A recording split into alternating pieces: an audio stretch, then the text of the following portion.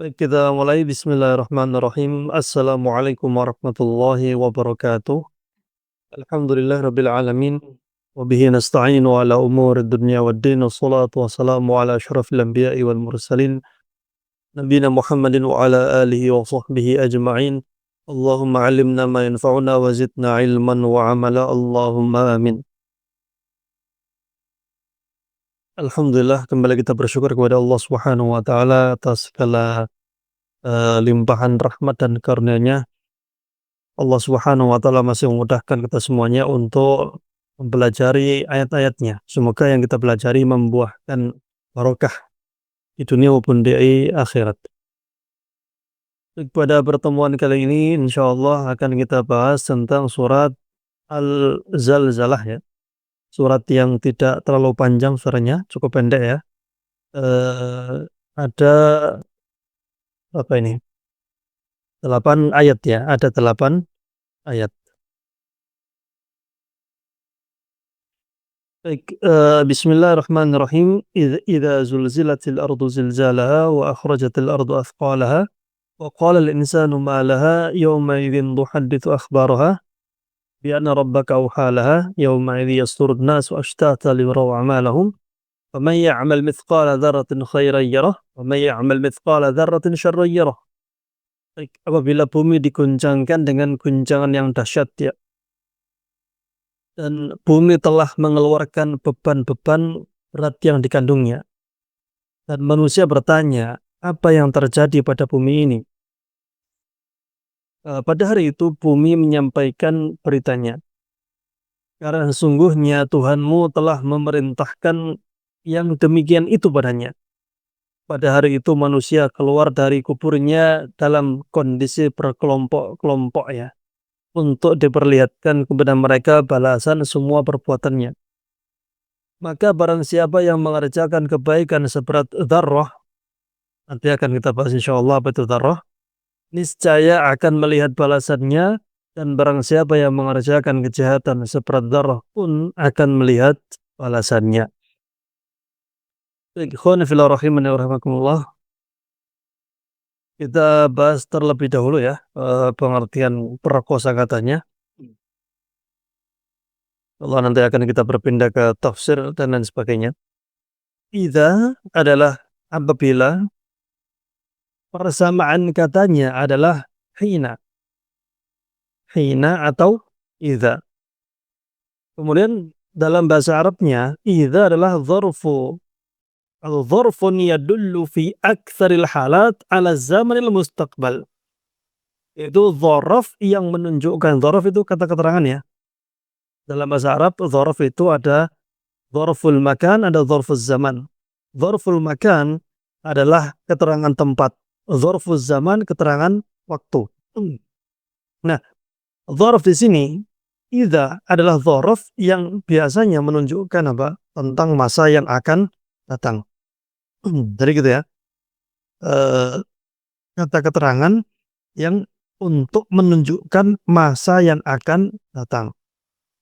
Karena di sini kita berbicara tentang al-zalzalah, kondisi nanti di hari kiamat, maka ya wajar ya, karena saat ini memang hari kiamat itu masih menjadi misteri kapan terjadinya.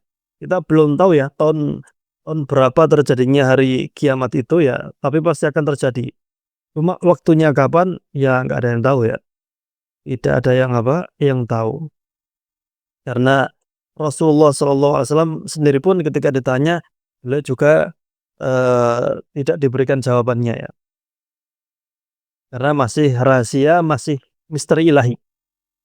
Itu adalah tentang apa? Tentang idza.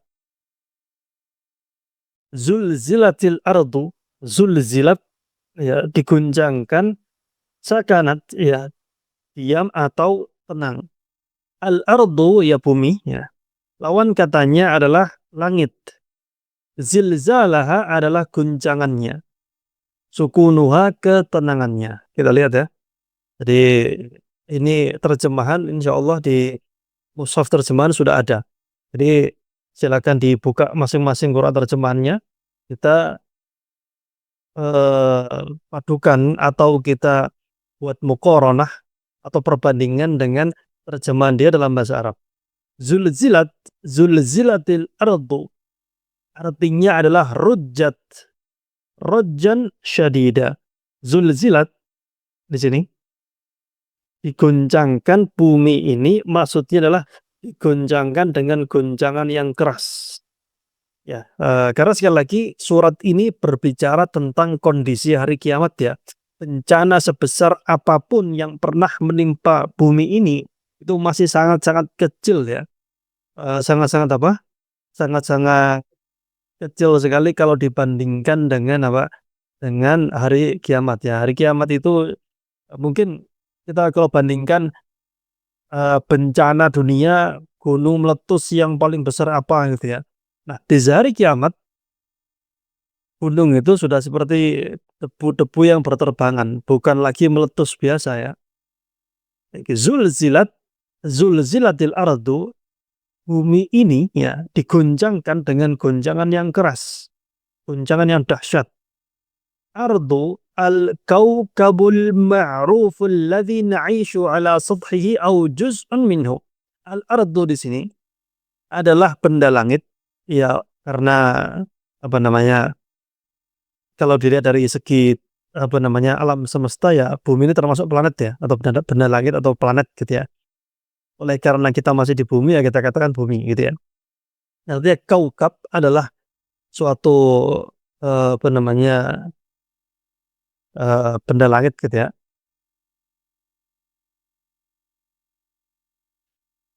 Al-ma'ruf yang sudah kita ketahui ya, yang kita tinggal di permukaannya atau sebagian darinya.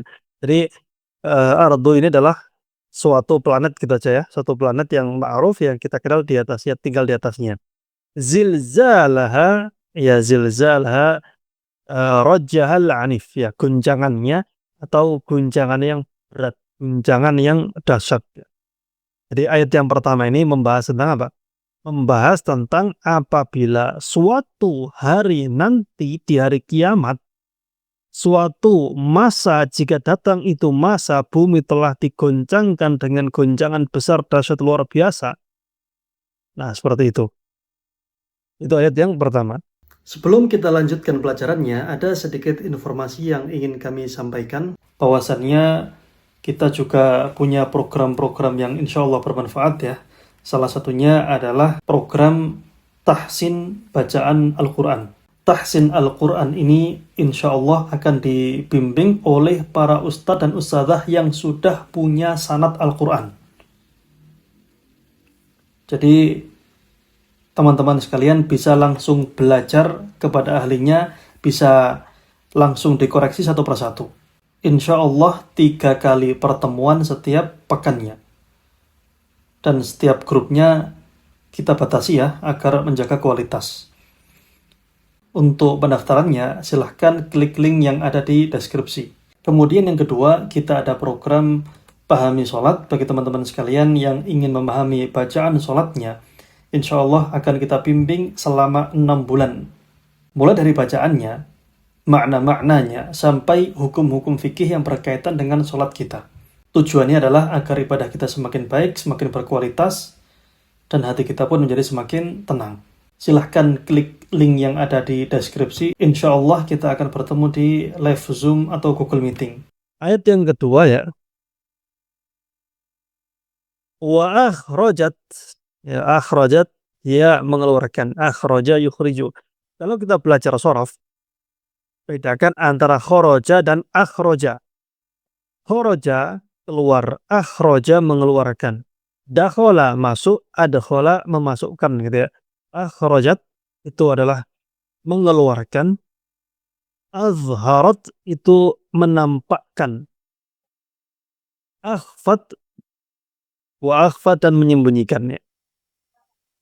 Jadi ada menampakkan ya, kemudian menyembunyikan. Wa akhrajat al-ardu ya sama ya bumi. Athqalaha yaitu bebannya. Oh, sebentar ya.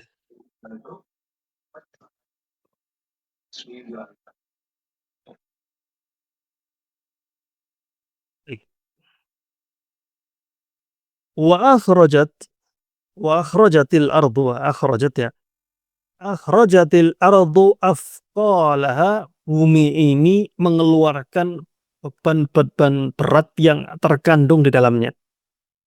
Ba'atsatil mauta min jawfiha ahya'a lil hisab wa akhrajat kunuza. Itu bumi ini mengeluarkan yang dikandungnya apa? Ya salah satunya orang-orang yang sudah meninggal ini dibangkitkan dari kuburnya. Untuk apa? Lil hisab, untuk pertanggungjawaban laporan. Karena hidup di dunia ini memang tugasnya untuk bikin cerita yang bisa dipertanggungjawabkan ya. Nanti di akhirat kita akan setoran cerita. Ditanya ya, misalnya dihisab itu ya ditanya, di dunia itu ceritanya gini gini gini gitu ya. Nah, seperti itu. Dan tidak hanya itu, tapi juga kandungan-kandungan bumi itu juga dikeluarkan ya, karena gunung saja, berterbangan, apalagi, eee, isi dalam kandungan bumi. Tapi jangan berpikir, "Wah, berarti keluar semua ya, berlian." Kemudian apa namanya, kunus di sini biasanya adalah artinya perbendaharaan, kandungan-kandungan dalam bumi. Wah, berarti ini semua emas perhiasan keluar ya, oh, sudah nggak berpikir itu lagi, udah nggak laku. Namanya juga gunung berterbangan, orang sudah nggak mikir emas berlian, sudah nggak ya, mikir keselamatannya sendiri-sendiri. Ardu ini sama ya, yang dengan di atas ini, ya al-kaukabul ma'ruf alladzi na'ishu ala sathihi aw juz'un minhu. Ini terulang lagi. Kemudian athqalaha mautaha wa kunuzuha allati fi jawfiha. Athqalaha di sini yang terkandung di dalamnya yaitu apa? Orang-orang yang meninggal itu dibangkitkan ya, dibangkitkan. Kemudian juga apa namanya, kandungan-kandungan apapun yang di dalam bumi gitu ya, itu semuanya keluar.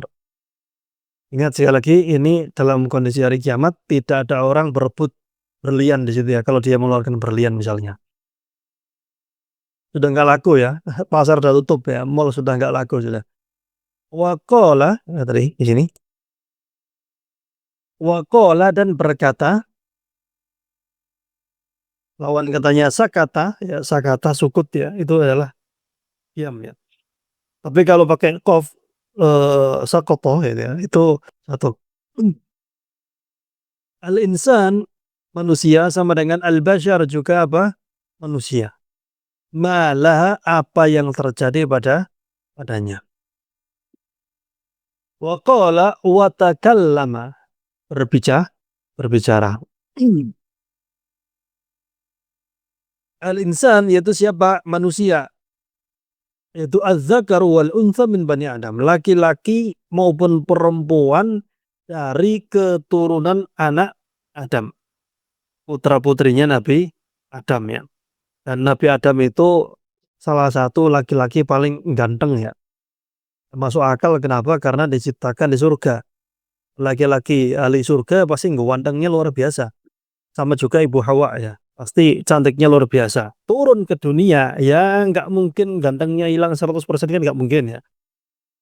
Dan juga seorang nabi pula ya.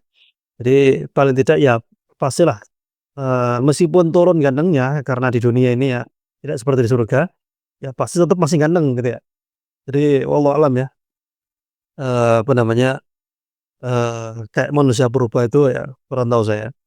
Intinya, eee, Nabi Adam ya, Ibu Hawa itu ganteng dan cantik ya. Baik, kemudian di sini, ma ismun yustafhamu bihi an ghairil aqil an haqiqati syai' aw sifatihi. Ma di sini, eee, isim istifham, istilahnya adalah isim istifham, kalimat tanya untuk sesuatu yang tidak berakal ya. Ghaliban itu mayoritasnya digunakan untuk bertanya tentang sesuatu yang tidak berakal. Artinya apa? Apa ya? Ma itu berarti apa. Ingat ya, ma ini artinya bermacam-macam tergantung konteksnya. Ma bisa berarti apa-apa, bisa berarti apa, maksudnya bertanya, apa yang dimaksud dengan ini, pakai ma gitu ya. Atau apa-apa, itu apa jika dia sebagai masdar gitu ya. Atau bisa berarti juga tidak, tergantung dia nempel di mana. Kalau konteksnya di sini malah ya, waqala dan berkata, siapa yang berkata al-insan manusia malaha. Ini dia. Apa yang terjadi padanya? Laha alam harfu jarin yufidul ikhtisas. Lam adalah huruf jar untuk ikhtisas ya, kepemilikan ini. Maksudnya malaha di sini ada apa dengan bumi ini? Kenapa dia ngambek gitu ya? Kenapa dia ber apa? Berhamburan seperti ini ya? Kenapa dia kondisinya seperti ini? Ada apa dengan bumi kita ini gitu? Mungkin ahli geologi ya, BMKG bingung waktu itu ya terjadinya ya. Ya kalau masih ada ya. Kemudian yauma idzin adalah pada hari itu atau fi dzalikal yaum, pada hari itu ya, fi dzalikal yaum, pada hari itu tuhadditsu yaitu menceritakan ya, tukhbiru mengabarkan, karena khobar ya, kabar, khobar ya. Taktum menyembunyikan, biasanya menyembunyikan berita, menyembunyikan informasi. Akhbaroha berita-beritanya, anba'aha yaitu apa? Kabar-kabarnya. Di sini yauma idzin dzalikal yaum, pada hari itu tuhadditsu tu'linu wa tukhbiru wa tadullu bihaliha. Bumi ini pada hari itu ya, pada hari itu tuhadditsu yaitu tu'linu apa ya, mengiklankan, bukan mengiklankan tapi proklamirkan, mengumumkan gitu ya, dan mengabarkan dan menunjukkan apa kondisinya. Nah, bagaimana teknisnya wallahu alam masih gaib ya. Tapi apakah mungkin benda-benda mati bisa bicara? Mungkin sekali ya. Eh, Jangankan jauh, nggak usah jauh-jauh bumi. Anggota badan kita ya, anggota badan kita ini suatu hari nanti akan berbicara. Al-yawma nakhtimu ala afwahim wa tukallimuna aydihim wa tashhadu arjuluhum. Pada hari itu ya, ketika ditanya tentang pertanggungjawaban, mulut kita dikunci, berbicara tangan kita, bersaksi kaki kita tentang yang kita perbuat selama di dunia. Ya kita nggak bisa ngelak, mulut kita dikunci. Nah, tangan kita kok bisa bicara, kaki kita kok bisa bersaksi, itu semuanya kuasa Allah Subhanahu wa taala. Karena ya hari kiamat itu memang hari pembuktian ya, hari pembuktian tentang kebenaran apa yang ada di dunia dari wahyu-wahyu ini. Mungkin masih gaib sekarang, tapi nanti akan jadi kenyataannya. Baik, jadi hal-hal yang tidak mungkin secara nalar dan logika itu sangat-sangat mungkin bagi Allah Subhanahu wa taala. Cuma begini ya, tidak semua berita ya yang itu merupakan kejadian luar biasa, terutama karomah ya. Tidak semua bisa apa ya, dipertanggungjawabkan. Kenapa? Karena ada banyak orang-orang yang memang sukanya itu ngarang-ngarang cerita. Kita harus bedakan antara orang-orang yang ngarang-ngarang cerita tentang karomah-karomah tertentu ya, bisa ngilang misalnya, bisa terbang atau apalah gitu ya, dengan yang memang itu riwayatnya sahih. Jadi kaidahnya dalam hal ini adalah perkataan Ibnu Sirin ya, seorang ulama tabi'in, "Sammu lana rijalakum." Ya, sebutkan siapa-siapa yang menyebutkan berita itu gitu ya. Misalnya ada orang menyebutkan karomah ya. Di sini kita nggak akan sebutkan apapun itu ya, enggak ya. Tapi ciri-cirinya misalnya gini. Ada seorang tokoh misalnya siapa, entah tokoh agama siapa gitu ya. Dia punya karomahnya itu bisa misalnya membelah gunung misalnya. bisa membelah lautan misalnya, bisa ini, bisa terbang, bisa ini, bisa itu misalnya. Oke, silakan ditanya, ini ceritanya dari mana gitu ya. Kalau dia bilang, "Ya wes pokoknya ada," nah itu perlu dipertanyakan, anak TK pun bisa gitu. Harusnya bagaimana? Ya sebutkan dari siapa yang meriwayatkan, kitabnya mana, orang yang menulis kitab siapa, apakah dia orangnya jujur, bagaimana pendapat ulama yang lain mengenai orang ini gitu. Sama seperti riwayat hadis, riwayat hadis ini syaratnya sangat-sangat ketat ya. Orang yang meriwayatkan hadis itu pertama, ya ada 5 syarat hadis sahih ya. Yang pertama itu orangnya harus pertama sanadnya harus bersambung. Jadi antara periwayat hadis misalnya Imam Bukhari, Imam Muslim, imam siapapun itu ya, itu kalau meriwayatkan hadis, itu harus bersambung dia sampai ke Nabi Shallallahu Alaihi Wasallam. Dari gurunya siapa. Kemudian juga setiap guru-gurunya ini sampai ke atas itu harus orangnya benar-benar kredibel, soleh iya, rajin ibadah juga iya, hafalannya kuat juga iya. Menurut pengakuan ulama yang lain. Imam fulan misalnya punya guru dari namanya A misalnya. A ini kata para ulama yang lain gimana? Oh dia hafalannya lemah gitu ya. Dia hafalannya tidak kuat gitu. Dia hafalannya ini dan itu. Dia orangnya ya soleh sih soleh tapi pernah bohong misalnya. Nah itu semua diteliti. Jadi apalagi masalah apa? Masalah karomah. Karomah ini kalau memang benar riwayatnya bisa dipertanggungjawabkan dalam kitab-kitab hadis misalnya, dalam kitab-kitab riwayat, maka, bisa jadi kita terima ya. Tapi kalau hasil dari karangan-karangan orang-orang yang cari sensasi ya jangan dipercaya ya. Karena, apa namanya, terutama, juga termasuk kisah-kisah Israiliyat kalau kita tahu ya. Kisah-kisah Israiliyat itu ya kisah-kisah tentang yang disampaikan oleh Bani Israil ya.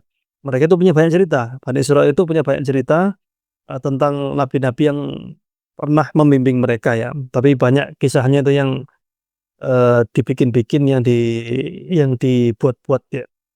Nah, seperti itu. Jadi sekali lagi ya, cerita tentang kejadian yang luar biasa yang di luar nalar itu harus berdasarkan apa, harus bisa dipertanggungjawabkan. Karena ya, semua orang katakanlah orang yang nggak pernah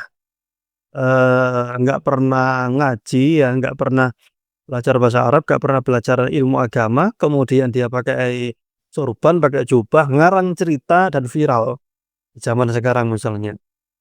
Ya terus dia bilang, "Oh kalau nggak percaya kamu nggak percaya karomah ya?" Misalnya gitu ya, kira-kira seperti itu ya.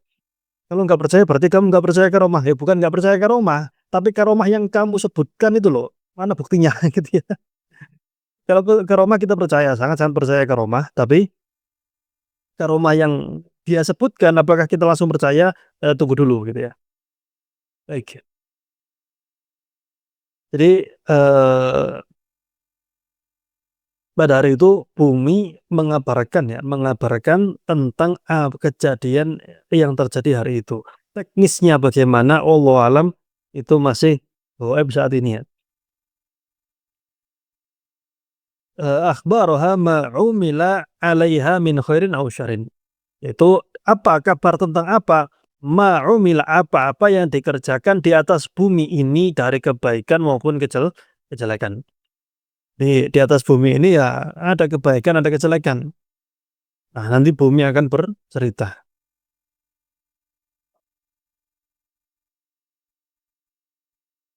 Kemudian bi anna bahwa sesungguhnya Rabbaka ya, Tuhanmu auhalaha telah mewahyukan kepadanya dalam kurung memerintahkan ini ya, memerintahkan kepadanya amaroha memerintahkannya ya.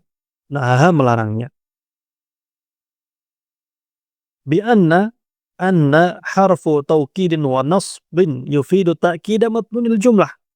Anna di sini adalah huruf taukid yang fungsinya juga adalah menasabkan, memberikan, penekanan bagi isi dari sebuah kalimat. Rabbaka ya, ana gampangannya artinya sesungguhnya gitu, bahwasannya sesungguhnya ya, bahwasannya atau sesungguhnya gitu ya. Rabbaka, Tuhanmu, ilahakal ma'bud, yaitu Tuhan yang kau sembah, auha laha, mewahyukan kepadanya, maknanya adalah amaraha wa sakhkharaha. Allah memerintahkannya dan menundukkannya, menjadikan dia tunduk.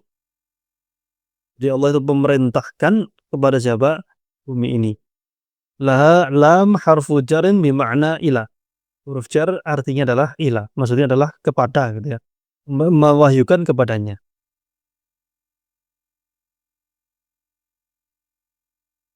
Kemudian yauma idzin tadi sudah kita bahas ya. Yauma idzin pada hari itu yasduru keluar atau yakhruju juga keluar. Yadkhulu itu apa? Masuk. An-nasu yaitu manusia, al-bashar ya juga manusia juga ya. Ashtata itu berkelompok-berkelompok. Mutafarriqin bercerai-berai ya. Mujtami'in berkumpul ya. Baik, kita lihat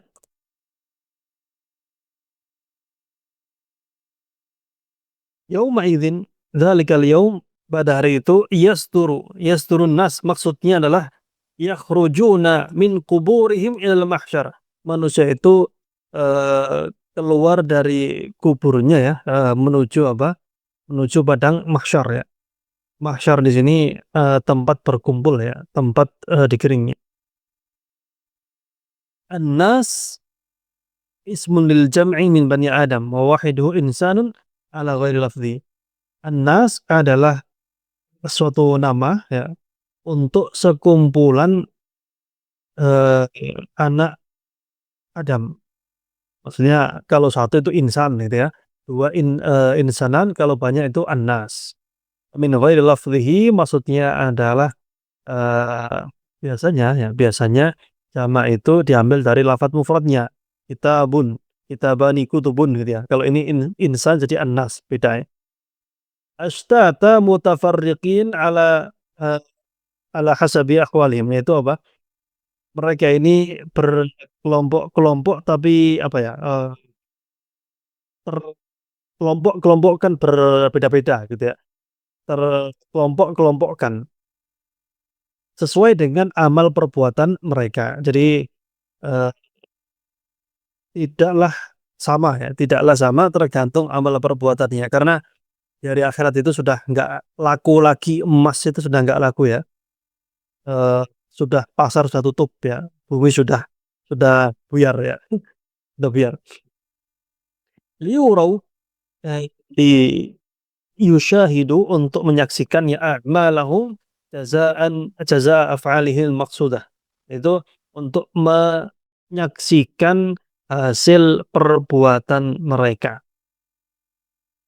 Jadi ini hari pembalasan ya. Kalau di dunia itu mungkin orang masih bisa untuk persidangan dunia ya, maksudnya. Persidangan dunia itu mungkin orang masih bisa ngeles.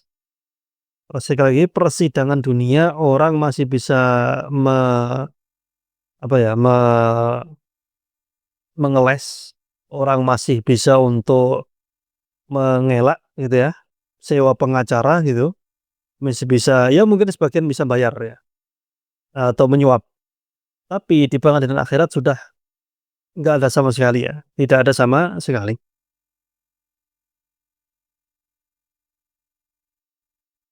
Kemudian faman mata barang siapa ya'mal mengerjakan, yaf'al melakukan ya, persamaan katanya melakukan, ia truk meninggalkan. Mithqala seberat ya, wazna atau seukurannya, zarrah, zarrah atau atomnya. Zarrah ini ada beberapa penafsiran ya, yaitu ada yang mengatakan biji sawi, ada yang mengatakan atom ya, ada yang mengatakan kalau kita kasih cahaya matahari itu ya, kita buka jendela, atau ada sinar matahari masuk ke dalam ruangan, kemudian ada partikel-partikel kecil yang berterbangan yang terlihat karena sinar matahari gitu ya, itu dzarrah ya, debu lah, debu yang berterbangan yang bisa kita lihat karena sinar matahari. Cuma ya, meskipun beda-beda, semuanya itu menunjukkan satu, yaitu apa? Benda yang sangat-sangat kecil sekali. Ya gitu, benda yang sangat-sangat kecil. Khairan itu kebaikan ya. Birron kebajikan, syarron itu keburukan. Yarahu akan melihatnya, yushahiduhu akan menyaksikannya. Jadi faman ya, maka barang siapa gitu ya, ismu syartin jazimun yakhtassu bidawati man yaqil. Itu isim syarat yang jazim ya, yang menjazmkan, fungsinya adalah menjazmkan ya. Yang berkaitan dengan apa? Yang khusus untuk yang berakal. Jadi tadi kita bahas ma itu untuk yang tidak berakal, tapi kalau man untuk yang berakal ya. Man siapa gitu ya.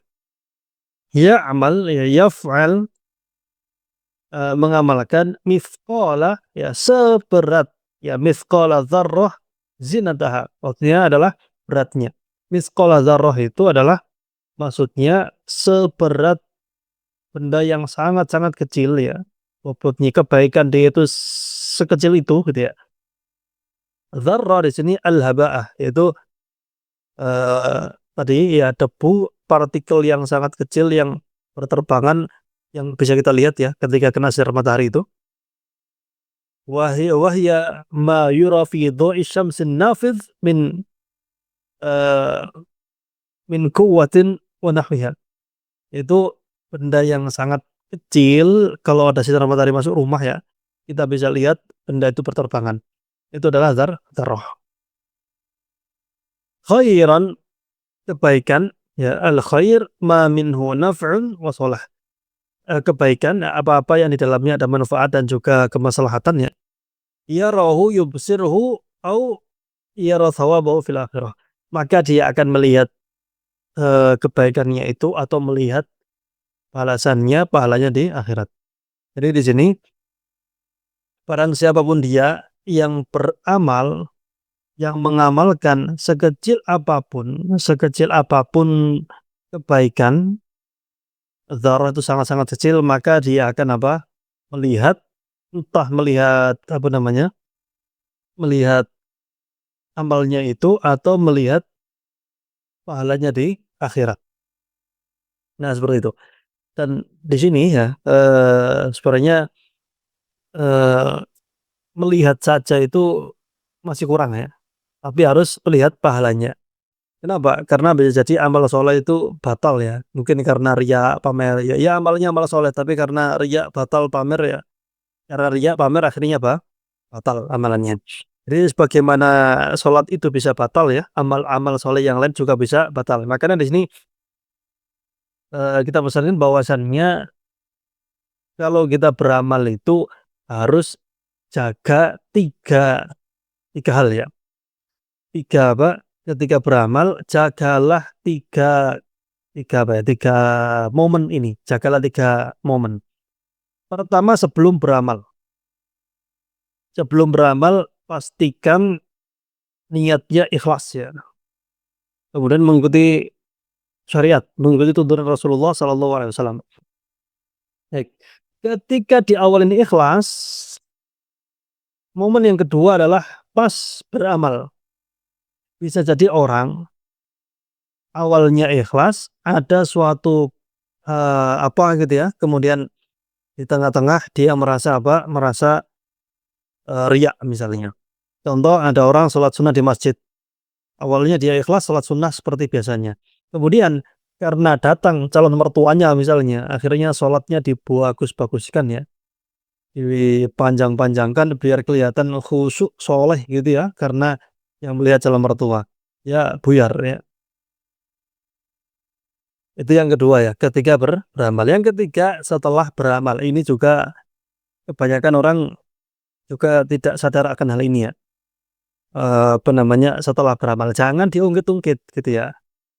Orang bantu temannya sedekah gitu ya, temannya kelaparan kemudian ya bantu sedekah gitu ya. Setahun, 2 tahun, 3 tahun, setelah 15 tahun dia berkata gini, "Kamu dulu ya, kalau nggak saya tolong ini, kamu sudah begini begitu gitu ya, ini diungkit-ungkit gitu ya, makanya harus gini ya. Atau misalnya lagi setelah ya ada pembangunan masjid misalnya dia infak pintu masjid misalnya, terus dia ikhlas, aman ya. Setahun, 2 tahun, setelah 30 tahun kemudian dia pamerkan itu, "Kalian lihat siapa, yang ngasih pintu masjid itu, ini orangnya ya, kalau nggak ada saya ya gini-gini," dipamer-pamerkan, akhirnya apa, amalannya hilang ya. Ya mungkin masih akan dilihat di akhirat amalannya, tapi pahalanya nggak ada gitu ya. Jadi kita berharap lihat pahala dari amalan kita ya, karena kalau cuma lihat belum tentu pahalanya apa, kita dapatkan kalau amalannya, eee, dibatalkan dengan riya, dengan cari perhatian orang lain. Kemudian waman ya,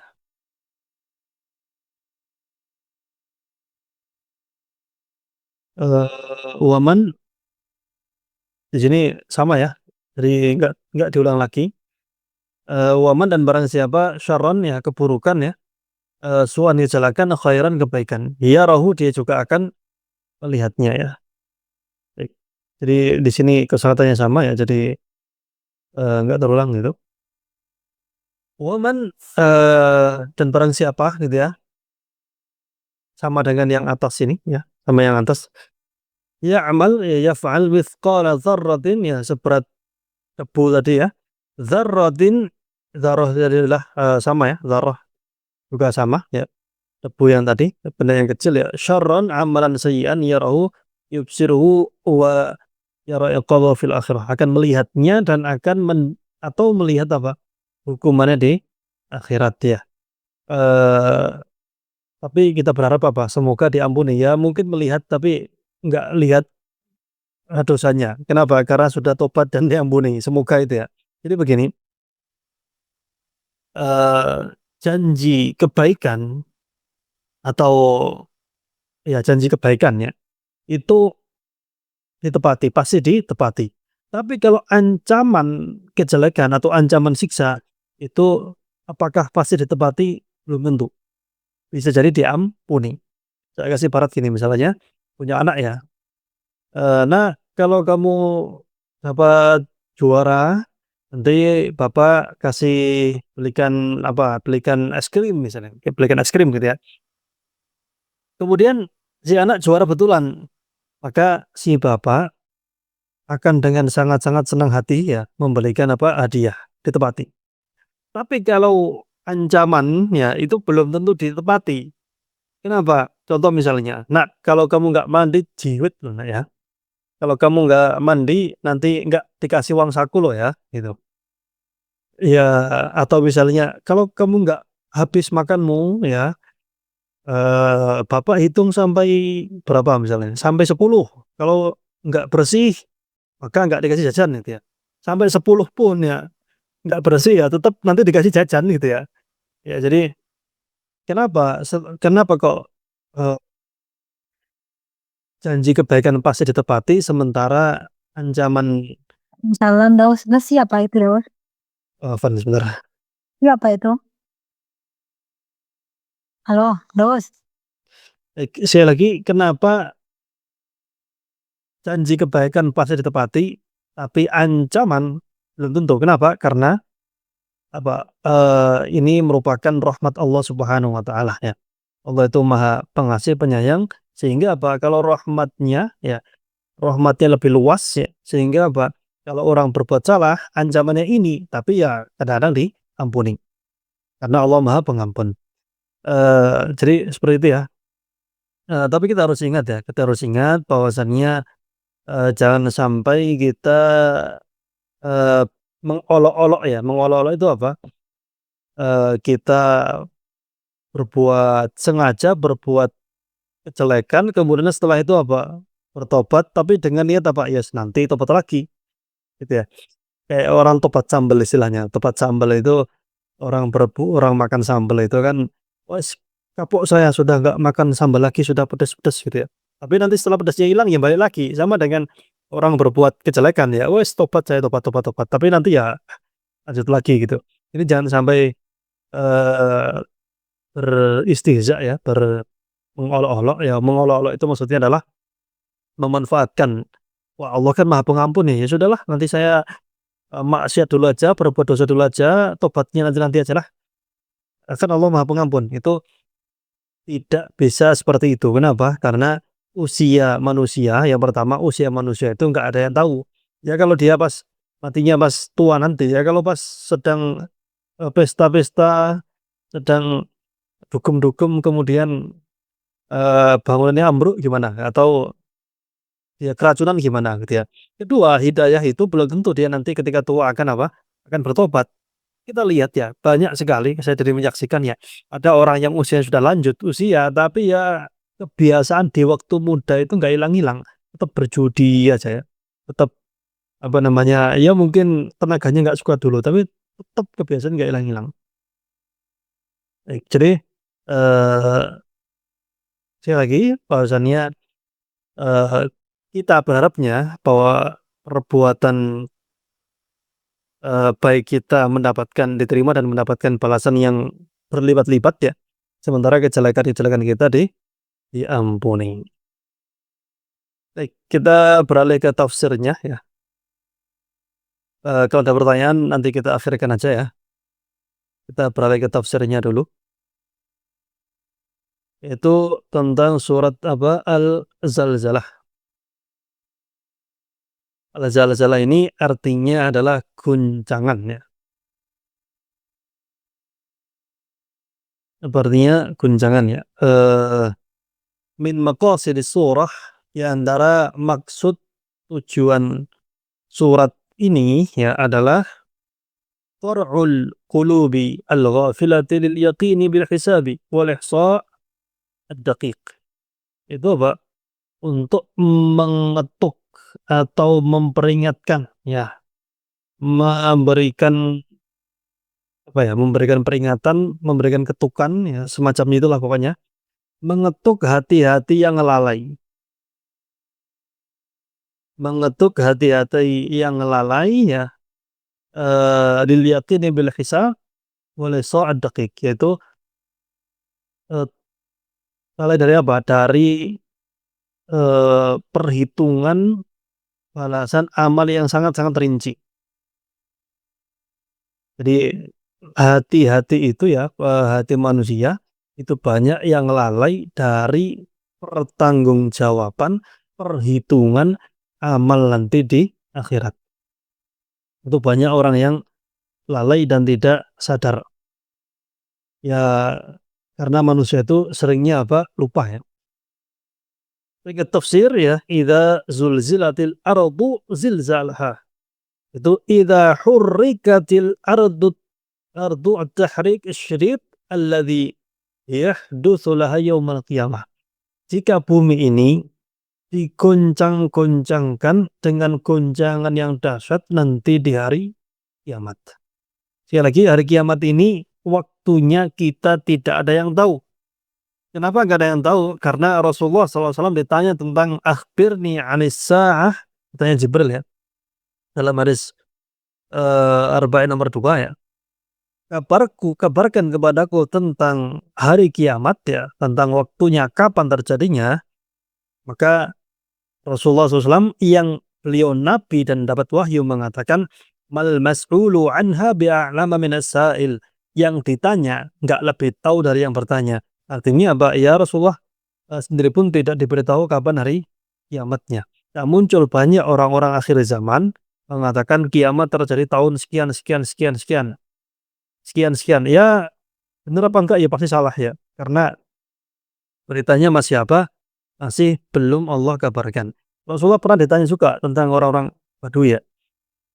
Kapan hari kiamat? Orang Badui itu datang ke Nabi kemudian bertanya. Para sahabat itu senang kalau ada orang Badui datang ke Nabi dan bertanya itu karena dapat ilmu baru ya. Karena orang Badui kan ceplas-ceplos gitu ya. Nabi, kapan datang kiamat? Nabi kalau menjawab, karena memang dirahasiakan ya. Rasul menjawab apa? Ma'anad talha. Yaitu apa yang engkau persiapkan untuk menghadapi hari kiamat itu. Jadi seperti itu ya. Namun memang tanda-tanda kiamat itu banyak yang sudah bermunculan ya. Bahkan diutusnya Nabi akhir zaman pun itu merupakan tanda-tanda kecil hari kiamat. Sekali lagi, logikanya adalah, berarti ya tidak ada nabi lagi setelah Nabi Muhammad SAW. Kalau sudah nggak ada nabi lagi, berarti kan sudah selesai ya, drama umat manusia ini. Dari Nabi Adam sampai akhir kan dramanya sudah selesai. Ya berarti sudah buyar, no? Ya sudah buyar, gitu ya.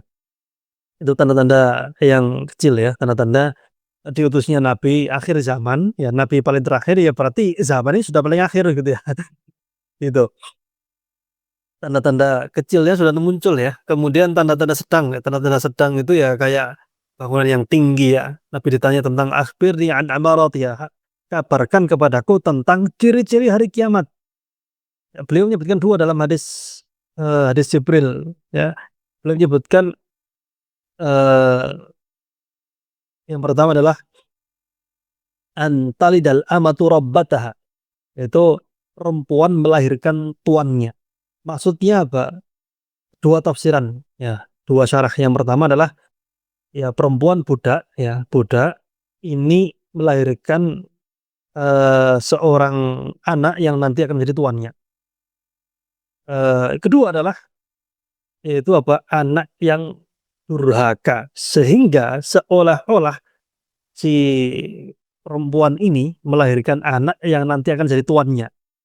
Karena si anak durhaka, ya sudah anak durhaka zaman sekarang sudah di mana-mana ya, sudah banyak ya. Anak bunuh, orang tuanya juga ada ya. Kemudian, wa antaral hufatal 'uratal 'alata ri'a as-sa'i yatatawaluna fil bunyan. Engkau melihat ada orang-orang yang nggak punya alas kaki, nggak punya baju, ya, miskin dan lain sebagainya, pengembala kambing, mereka berlomba-lomba untuk meninggikan bangunan-bangunan tinggi. Ini sudah terjadi ya.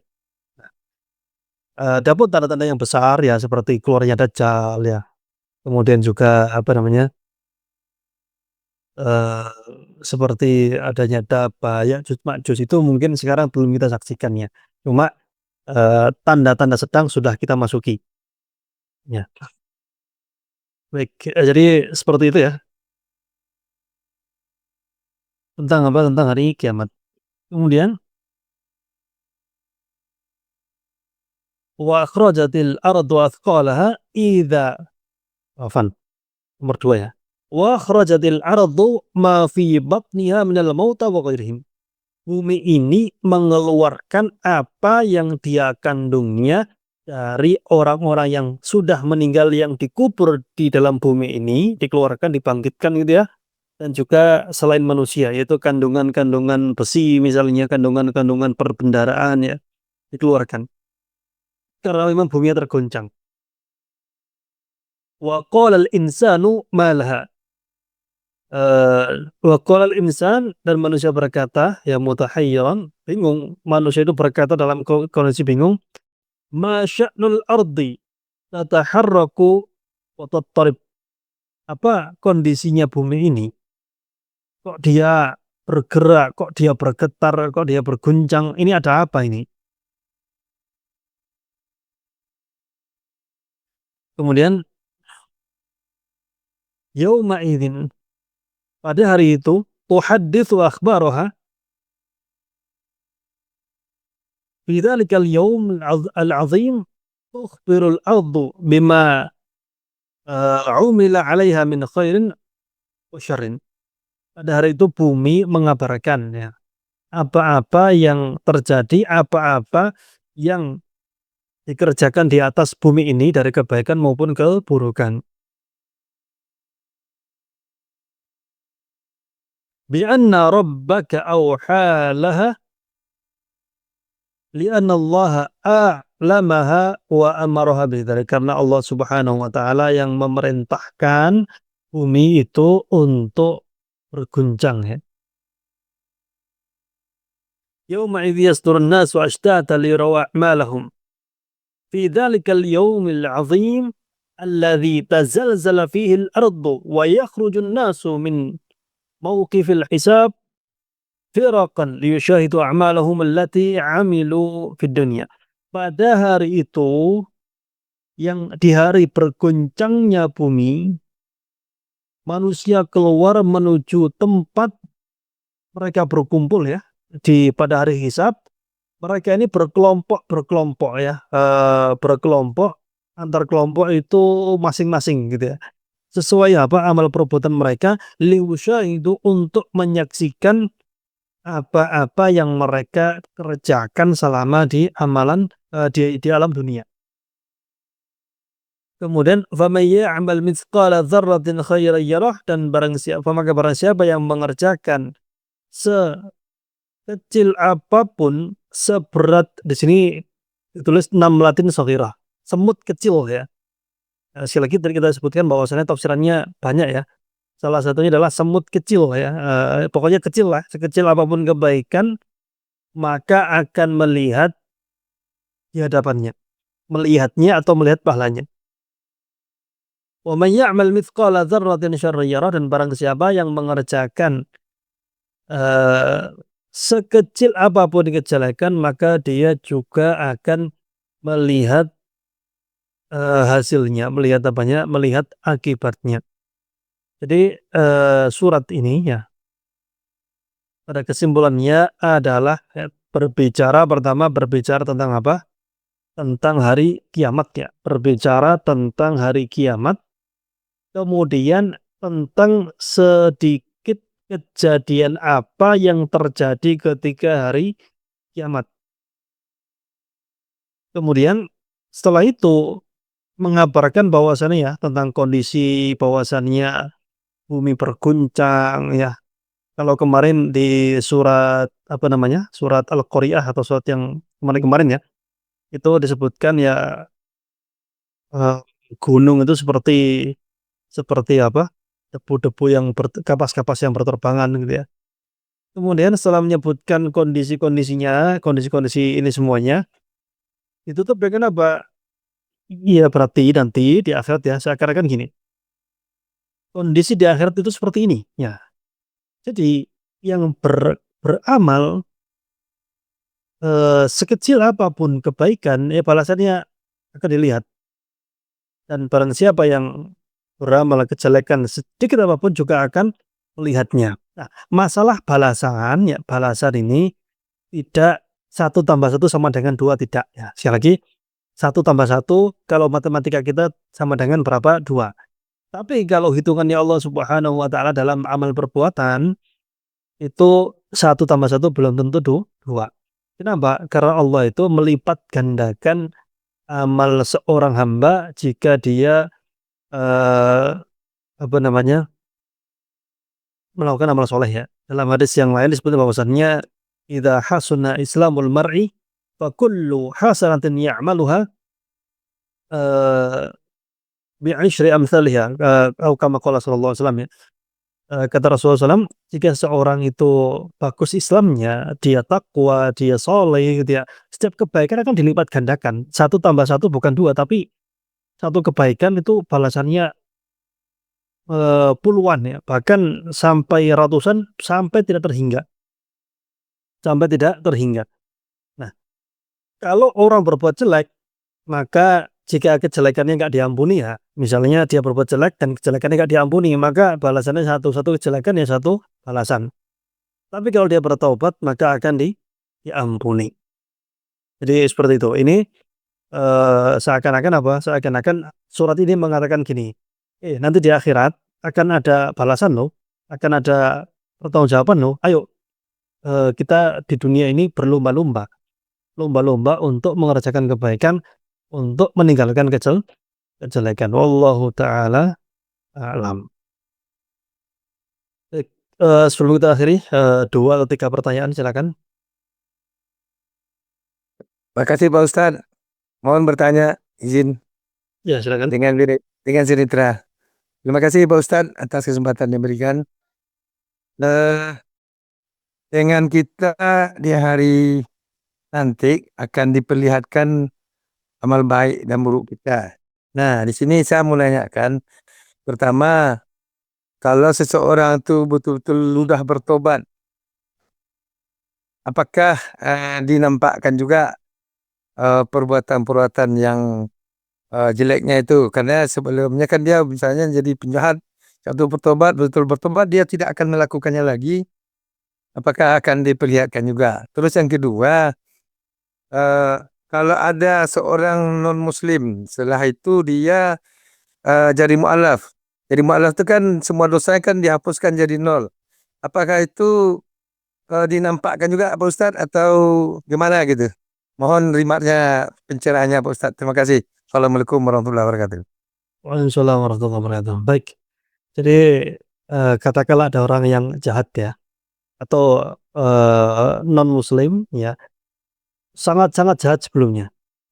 Baik. Saya yakin tidak akan pernah sejahat Umar bin Khattab sebelum masuk Islam. Umar bin Khattab sebelum masuk Islam apa yang beliau lakukan? Yang beliau lakukan adalah menyiksa orang-orang yang sudah masuk Islam ya. Kemudian puncaknya adalah beliau ambil pedang, niatnya mau menusuk, menikam Nabi Shallallahu Alaihi Wasallam. Sudah bawa pedang itu ya. Nah, seperti itu. Mau membunuh Nabi Shallallahu Alaihi Wasallam pakai pedangnya itu. Sudah bawa pedang ya, sudah mau OTW gitu ya. Ditanya sama orang, mau kemana gitu. Wis, saya mau apa namanya, menusuk gitu ya, menusuk si si Nabi ini gitu ya. Kemudian saya akan menyerahkan diri kepada Bani Hashim, keluarganya, untuk saya dikisos gitu. Nyawa dibalas dengan nyawa. Pokoknya sudah niat bersungguh-sungguh. Jadi, dan Umar bin Khattab waktu itu kalau sudah berniat itu bukan cuma di lidah ya, tapi benar-benar berniat. Sudah apa namanya? Sudah eksekusinya sudah pasti terlaksana gitu ya. Terutama orang-orang Arab zaman itu ya, kalau sudah berbicara sesuatu pasti dilaksanakan ya. Orang itu bilang apa? Sabar dulu, adikmu lo sudah masuk Islam, lo benerin dulu keluargamu gitu ya. Akhirnya apa? Iya tak, ke adiknya dulu akhirnya. Tapi ujung-ujungnya adalah akhirnya Umar bin Khattab masuk Islam. Setelah masuk Islam dan Islamnya sangat-sangat bagus sekali ya. Dan pada akhirnya beliau dimakamkan di sebelahnya Nabi Shallallahu Alaihi Wasallam bersama Abu Bakar. Ya, jadi beliau itu dulunya sebelum masuk Islam seperti itu ya. Nah, jadi kalau sudah apa namanya, bertaubat ya, apalagi yang non muslim sudah masuk Islam, maka jangan khawatir ya. Insya Allah tidak akan sejahat Umar bin Khattab sebelum beliau masuk Islam ya. Atau mungkin sahabat yang lain misalnya adalah Abu Sufyan ya. Abu Sufyan itu, bayangkan ya, Abu Sufyan itu ya, beliau adalah pemimpin kafilah yang tadinya mau dicegat Nabi Shallallahu Alaihi Wasallam, yang itu menyebabkan perang Badar.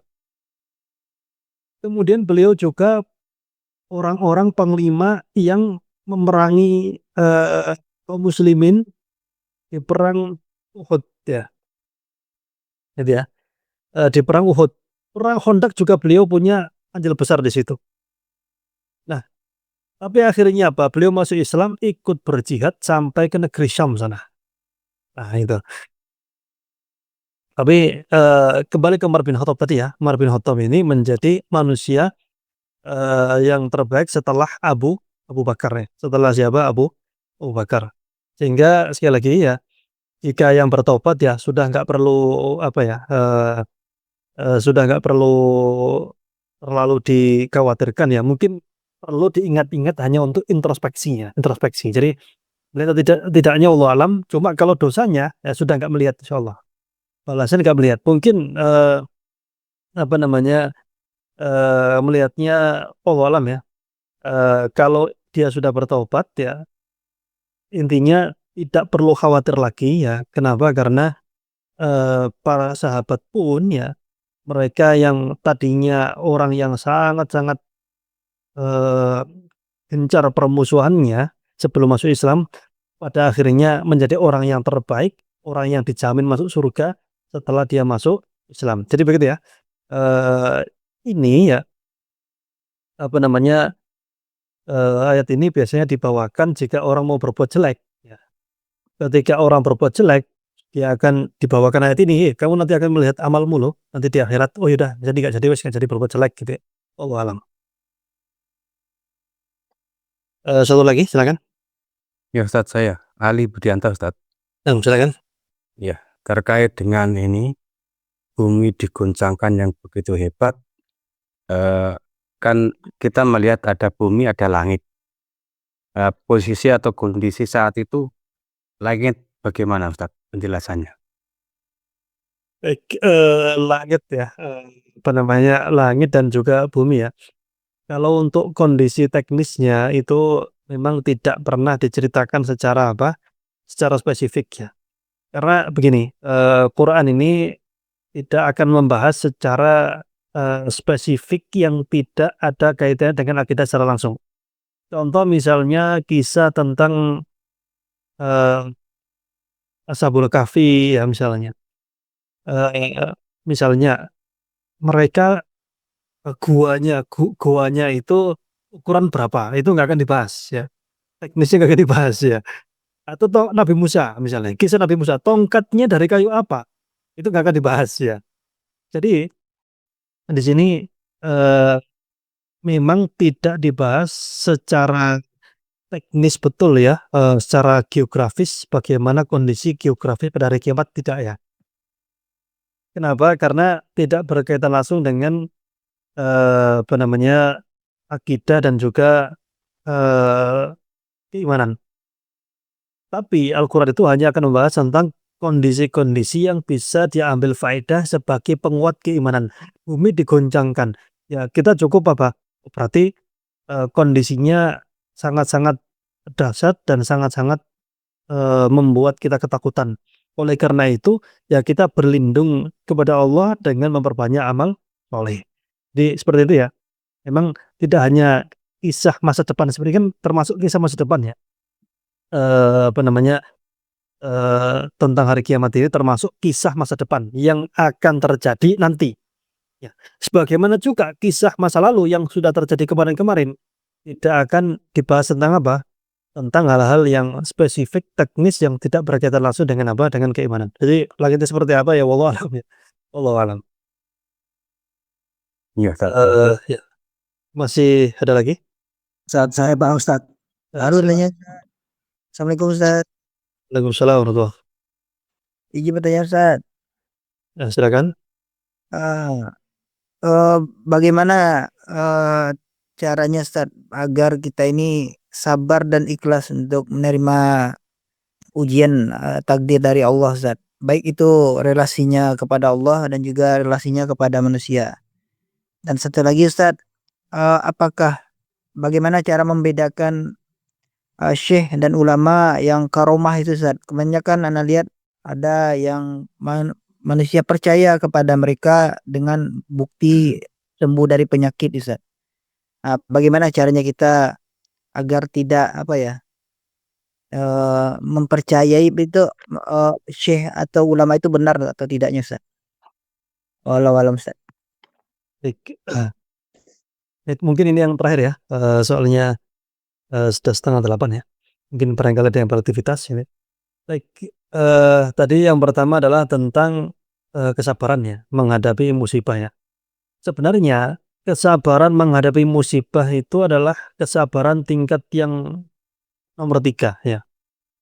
Kalau kesabaran ada 3 kan ya, kesabaran menjalankan perintah Allah, kesabaran menghindari larangan Allah Subhanahu wa taala, dan kesabaran dalam menghadapi musibah. Nah, yang paling bawah adalah kesabaran dalam menghadapi musibah.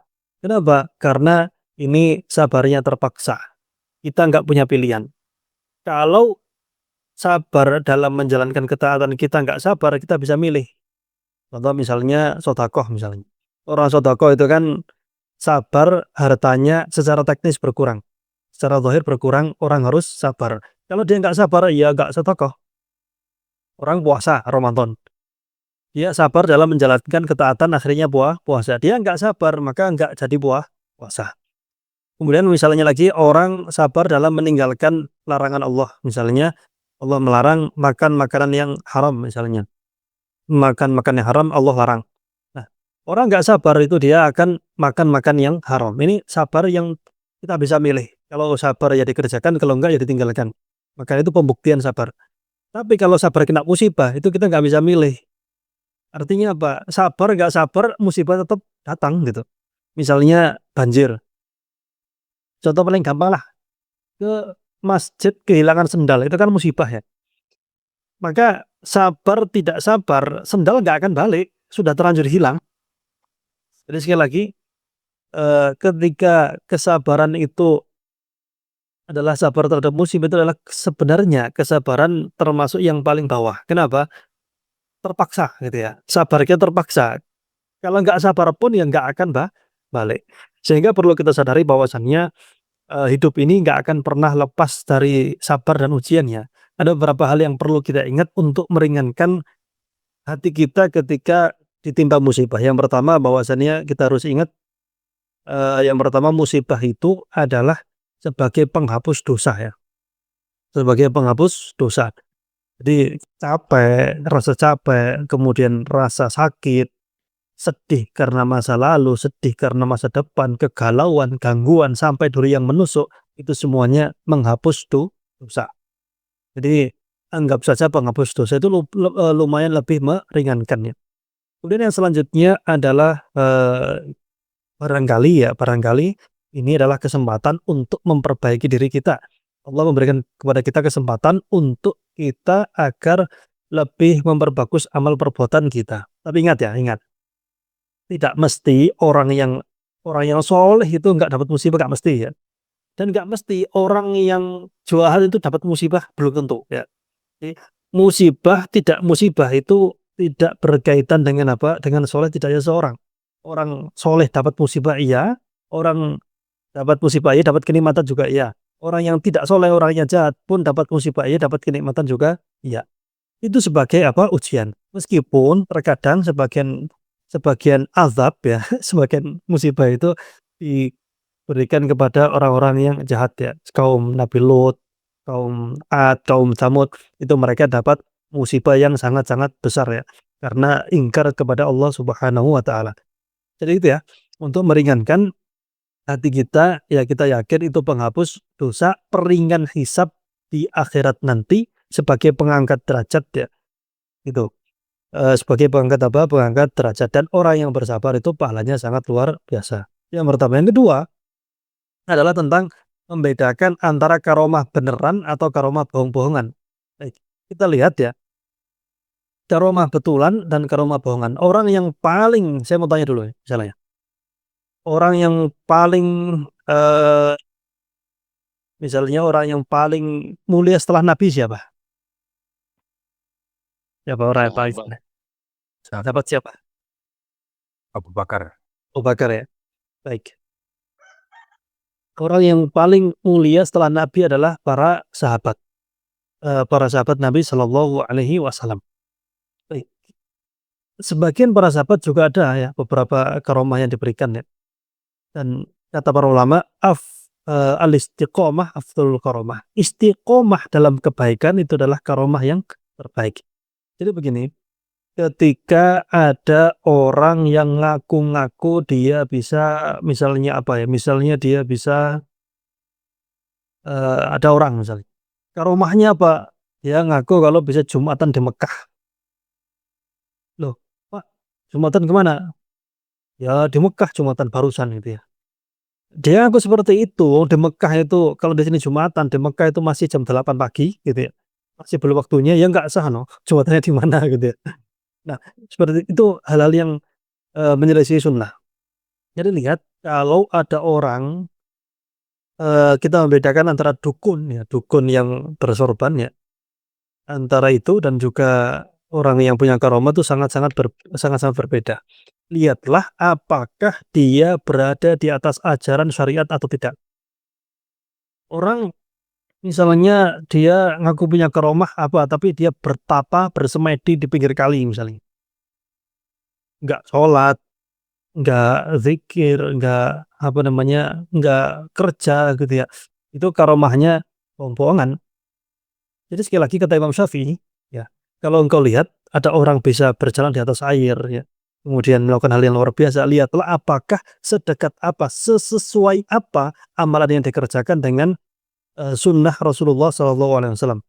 Jadi seperti itu ya. Apa namanya, dan tidak ada orang yang terlepas dari kewajiban syariat.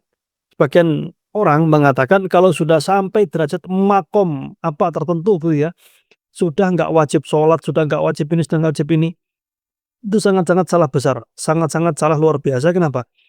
Orang yang paling dijamin masuk surga saja sudah ada teks nas dari Nabi SAW, para sahabat itu mereka masih seperti itu ibadahnya. Sebagian yang mengatakan tidak nikah karena ingin fokus ibadah jadi wali misalnya. Orang yang terbaik aja menikah ya. Jadi sebenarnya gitu ya. Paling singkatnya adalah kita lihat apakah amalan dia sesuai dengan syariat atau tidak. Dan tidak ada orang yang maksum ya. Maksum itu terjaga terlepas dari dosa dan kesalahan. Semua orang pasti pernah melakukan dosa dan kesalahan ya, kecuali para nabi yang sudah terjaga gitu ya.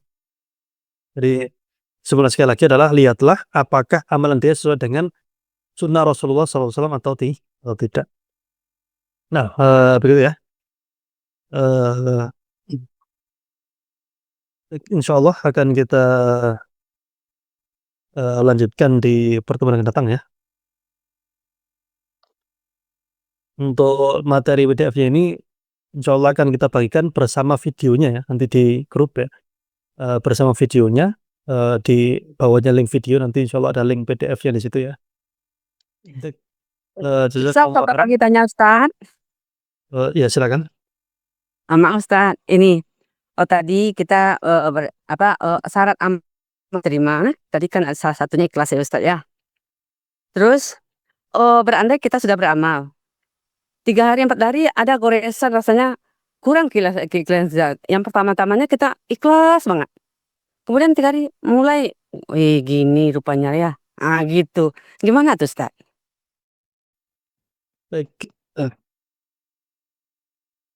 Ya, itu Jadi begini, takut riya itu adalah termasuk riya ya. Ini Iya. prolog dulu sebelumnya ya. Bahwasannya kalau kita kenapa nggak beramal? Wah kenapa nggak beramal ini itu gitu ya, saya khawatir riya. Khawatir riya itu adalah riya.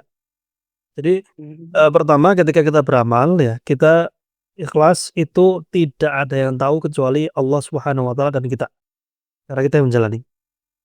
Ikhlas itu adalah kita beramal hanya mengharapkan pahala di sisi Allah Subhanahu wa taala. Kita tidak sama sekali mengharapkan pujian dari manusia, tidak sama sekali mengharapkan bahkan rasa terima kasih. Tidak mengharapkan bahkan rasa terima kasih. Nah, kemudian setelah 1 hari, 2 hari, 3 hari, ya sudahlah dia simpen rasa dia simpen amalan itu, jangan lagi untuk ada keinginan untuk ditampilkan ya. Jangan ada keinginan untuk menampilkan atau jangan ada rasa kayak loh kok saya nggak dianggap ya gitu ya. Loh kan yang nyumbang paling banyak kan saya. Kok yang didapat penghargaan kok dia? Lah itu masih berarti kita masih karena manusia ya. Segera hilangkan. Kadang-kadang setan itu memang bisik-bisiki gitu ya. Setan itu nggak mampu untuk maksa kita, tapi dia itu mampu bisik-bisiki. Wah, kan kamu yang paling banyak berinfak kemarin, tapi kenapa kok dia yang dapat validasi gitu ya. Jadi gitu ya. Jangan pernah cari validasi manusia ya, karena itu nggak akan ada habisnya.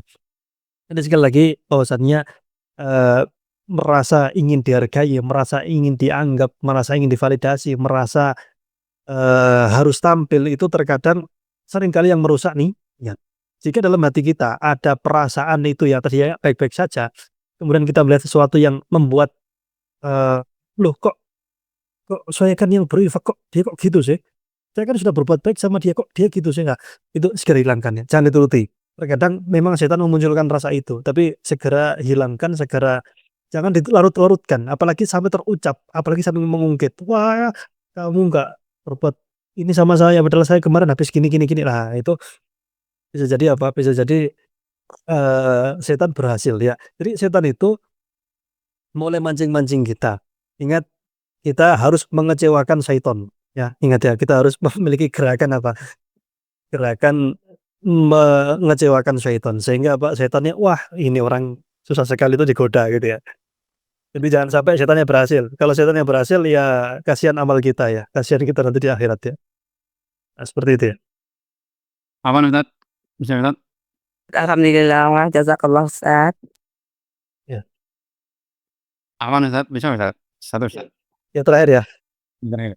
Ustaz, terkait dengan dosa-dosa kita yang terlalu yang secara spesifik Ustaz, bagaimana caranya untuk menebus ataupun membayar terkait dengan misalkan kita meninggalkan sholat di tahun-tahun yang lalu dan ataupun meninggalkan puasa wajib di tahun-tahun lalu, bukan tahun ini Ustaz. Baik. Untuk menebusnya ya, syarat yang pertama atau gini dulu aja. Itu pertama tobat ya. Tobat ini syaratnya apa? Syaratnya adalah pertama tekad dalam hati yang jujur ya. Tekad jujur ini kita nggak bisa buat-buat. Kenapa? Karena ini urusan kita sama Allah Ta'ala dan Allah Maha tahu apa isi hati kita. Jadi kita nggak bisa buat-buat ya. Itu dalam hati kita Allah yang tahu. Tekad yang kuat ya. Kemudian berazam untuk tidak lagi mengulangi lagi ya. Kita memohon ampun, kita banyak beristighfar ya. Kemudian setelah itu semuanya, jika kejahatan-kejelekannya berkaitan dengan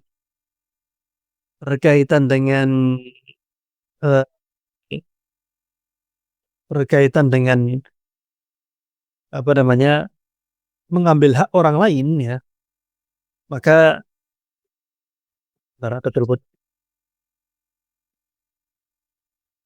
jika kezaliman yang berkaitan dengan hak orang lain maka harus dikembalikan ya. Kalau sudah meninggal ya dikasihkan ke ahli warisnya. Insyaallah kita lanjutkan di pertemuan yang akan datang. Kita akhiri ya. Kita akhiri dengan doa kafaratul majelis. Subhanakallahumma rabbana wa bihamdika asyhadu an la ilaha illa anta astaghfiruka wa atubu ilaik. Assalamualaikum warahmatullahi wabarakatuh. Waalaikumsalam.